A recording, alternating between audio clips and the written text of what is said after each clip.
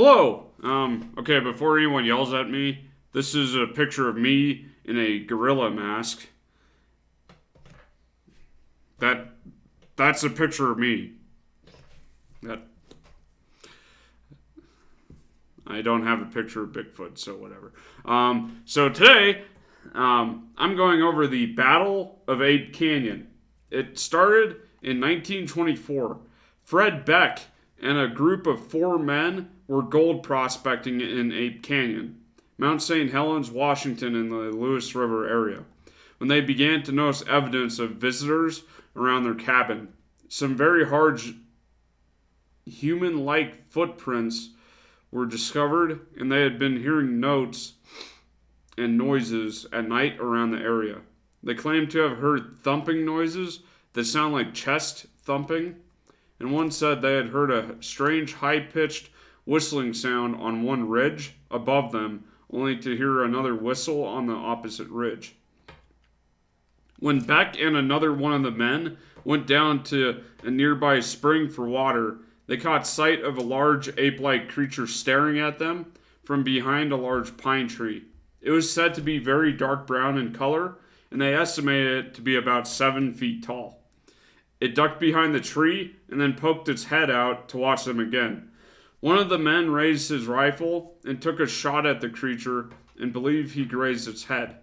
But it ran away and ducked out of sight, and Beck claimed to have seen another one as it stood along a canyon wall. He said he shot it in the back and watched it fall into a gorge. I guess this is before, at least they're shooting at Bigfoot, I guess, which is new.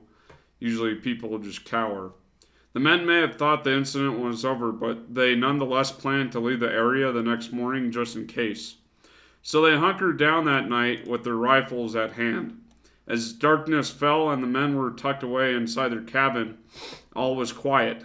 They were later awakened by an enormous thud against the cabin wall and some chinking from between the logs that fell into one of the men's laps.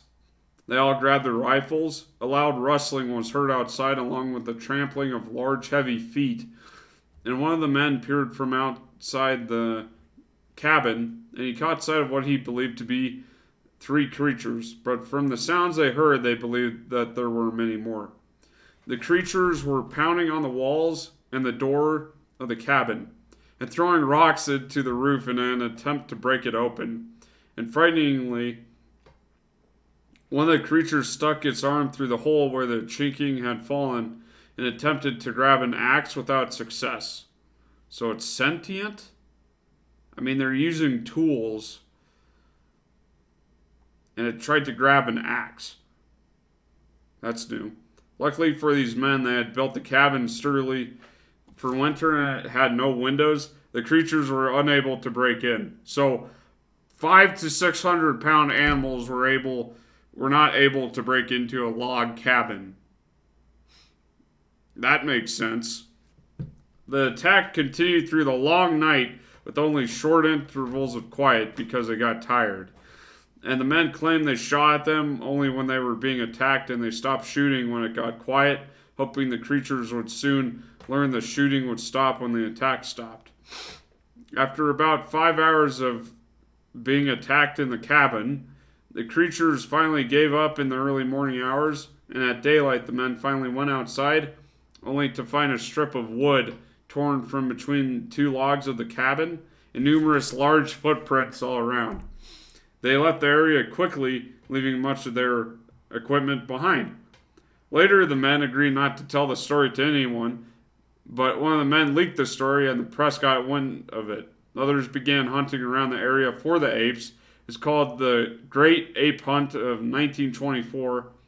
Beck continually swore to the truth of this story, and the canyon was named Ape Canyon after this incident took place.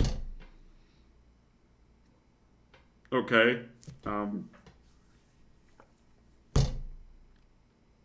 So, apparently in this area, there's a large gathering of Bigfoot, Big Feet, whatever, and they attack random campers for no reason without being provoked. Okay, this is a crazy story. This has been your host, Luke. Like this video if you liked it. Subscribe for more. Hope you have a good night. Thanks for watching. Peace out.